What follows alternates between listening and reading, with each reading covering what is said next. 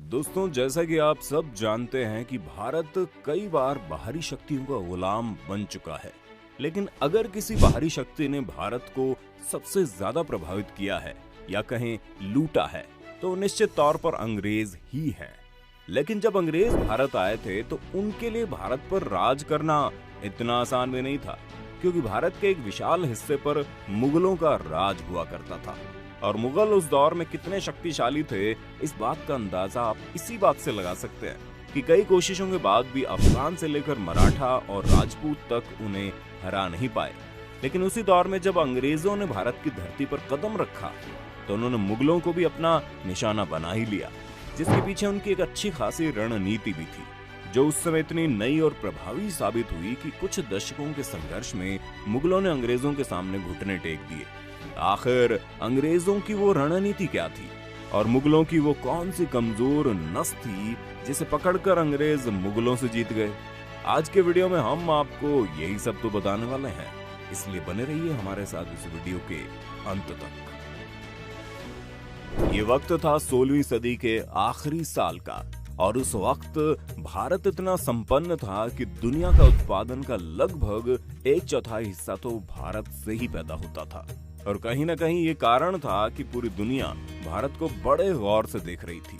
उस वक्त ही भारत को सोने की चिड़िया भी कहा जाता था। उस वक्त दिल्ली के तख्त पर अकबर महान का शासन हुआ करता था, और कहा यह भी जाता था कि अकबर अपने दौर में सबसे दौलतमंद बादशाह हुआ करते थे। लेकिन उसी दौर में अंग्रेजों के देश ब्रिटेन में गृह युद्ध का माहौल चल रहा था। महारानी एलिजाबेथ प्रथम के शासन के दौरान ब्रिटेन की मुख्य इकोनॉमी कृषि पर निर्भर करती थी। लेकिन युद्ध और बर्बादी के दौरान इस वक्त ब्रिटेन दुनिया के उत्पादन का कुल 3 से 4% उत्पादन कर पा रहा था। उसी दौर में पुर्तगाल और स्पेन ब्रिटेन को पावर स्ट्रगल में काफी पीछे छोड़ चुके थे, और माहौल ये था कि ब्रिटेन के लुटेरे नाविक पुर्तगाली जहाज को लूटकर किसी तरह अपना काम चलाकर खुश हो जाया करते थे। उसी समय में एक ब्रिटिश नाविक को दक्षिण पूर्व एशिया की समुद्री यात्रा के दौरान भारत की समृद्धि के विषय में पता चला। इसके बाद सन 1600 ईस्वी में 200 ब्रिटिश व्यापारी एक नई कंपनी बनाते हैं, जिसको नाम देते हैं ईस्ट इंडिया कंपनी। उस कंपनी को महारानी का भी सपोर्ट हासिल हो जाता है।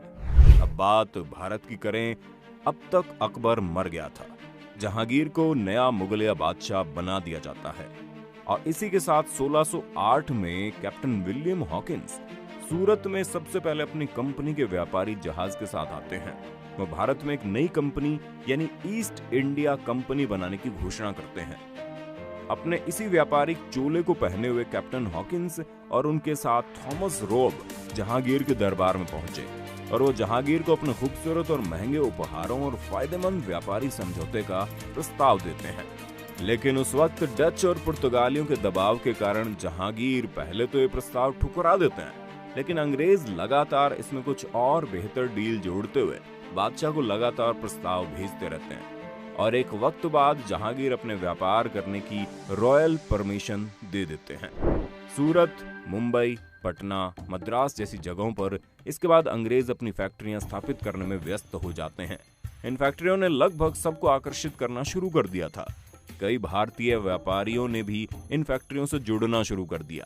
अपने व्यापार को फैलता हुआ देखकर अंग्रेजों का लालच और बढ़ जाता है, और वो सत्ता को हथियाने के लिए मुगलों के खिलाफ 1686 में एक जंग छेड़ देते हैं, जिसमें उन्हें मुगलों से करारी हार का सामना करना पड़ता है। और शायद यही हार थी कि अंग्रेजों का दिमाग खुल गया। उन्हें अब नई तकनीक पर काम करना था, जो कि था फूट डालो और राज करो। इस युद्ध के बाद उन्होंने औरंगजेब से माफी मांगी और आगे ऐसी कोई हरकत न करने का वायदा भी किया। दरबार से उन्हें कुछ जुर्माना लगाकर वापस से व्यापार करने के लिए छोड़ दिया गया, और यही माफी मुगलों के खात्मे की एक बड़ी वजह बनती है। 1707 ईस्वी में औरंगजेब की मौत ने मुगलों को अपने से ही लड़ाना शुरू कर दिया। कई लोग सल्तनत के बादशाह बनने के लिए आपस में ही लड़ने लगते हैं। इस लड़ाई और संघर्ष के दौरान कई कमजोर शासक बादशाह बनकर मुगलों की ही शक्ति को कम करने लगते हैं, और यहीं पर अंग्रेजों को अपने लिए एक मौका दिखाई देता है। 1717 में मुगल बादशाह एक बड़ी बेवकूफी कर बैठते हैं। अंग्रेजों को वो एक फरमान में महज कुछ रकम की एनुअल फीस में साल भर बिना लगान या कर चुकाए व्यापार करने का आदेश दे देते हैं। इसी दौरान पर्शिया का बादशाह भारत पर आक्रमण करता है और यह आक्रमण इतना अचानक होता है कि पर्शियन सेना बड़ी आसानी से दिल्ली तक पहुंच जाती है। जब स्थिति कठिन हो जाती है तो मुगल बादशाहों ने 17 करोड़ रुपए, कई महंगे स्टोन और एक पिकॉक स्टोन देकर किसी तरह से दिल्ली को बचा लेते हैं। इतनी बड़ी लूट के बाद मुगल कमजोर पड़ जाते हैं। इसी बीच अंग्रेज बंगाल के नवाब सिराजुद्दौला को अपने तख्त से हटाने के लिए युद्ध छेड़ देते हैं। चूंकि अंग्रेजों के लिए जंग कठिन होने वाली थी, इसलिए उन्होंने इसे जीतने के लिए हिंदू और मुसलमानों के बीच डिवाइड एंड रूल का इस्तेमाल किया। प्लासी के युद्ध में सिराजुद्दौला को हराने के बाद अंग्रेज उन्हीं के सेनापति जो अंग्रेजों के साथ मिल गए थे, उन्हें बंगाल का नवाब बना देते हैं। 1764 के बक्सर युद्ध में अंग्रेज बंगाल के नवाब, अवध के नवाब और मुगल शासक शाह आलम द्वितीय की एकल सेना को हरा देते हैं। निजाम और मराठों के साथ भी अंग्रेज अपनी ऐसी नीतियों का इस्तेमाल करके पहले उन्हें आपस में लड़ने के लिए मजबूर कर देते और फिर उन्हीं की कमजोर हो चुकी सेना पर आक्रमण करके उस रियासत के सभी अधिकारों को अपने पास सुरक्षित कर लेते। अंग्रेजों ने 18वीं सदी में खुद को सिर्फ कृषि तक ही नहीं रोका, वो काफी बड़े हिस्से के व्यापार और जमीन के इस्तेमाल पर लगने वाले टैक्स से भी कमाई करके अमीर बनते रहे। इसके लिए उन्होंने कई भारतीय जमींदारों को अपना खास बना लिया। एजुकेशन पॉलिसी के कारण भी देश के कई समाज सुधारक अंग्रेजों से काफी प्रभावित हो चुके थे, जो अंग्रेजों का साथ देने लगे। यही कारण था कि 1857 की क्रांति के दौरान भी अंग्रेजों को बहुत ही जमींदारों और एलीट लोगों का साथ प्राप्त हुआ, जो आगे चलकर अंग्रेजों की जीत की वजह भी बनी।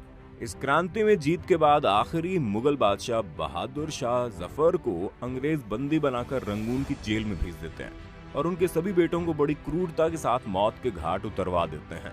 इस तरह से मुगल और मुगल साम्राज्य दोनों का अंत हो जाता है। मुगलों के खात्मे के बारे में तो आप समझ गए होंगे, लेकिन अंग्रेजों को अगर इस पूरी कहानी में देखें तो वे इतनी दूर से आए थे और उनके लिए इस देश की परिस्थितियां बिल्कुल ही विपरीत थी।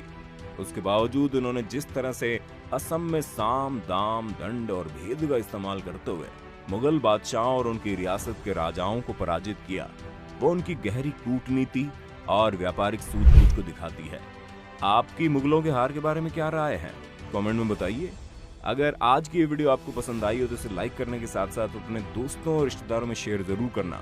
अगर आप ये वीडियो YouTube पर देख रहे हैं तो चैनल को सब्सक्राइब करके बेल आइकन दबा देना, और अगर Facebook पर ये वीडियो देख रहे हैं तो Facebook पेज को लाइक कर देना। फिलहाल के लिए इतना ही, अभी के लिए हमें दीजिए इजाजत। आपसे मुलाकात होगी अगली वीडियो में। शुक्रिया।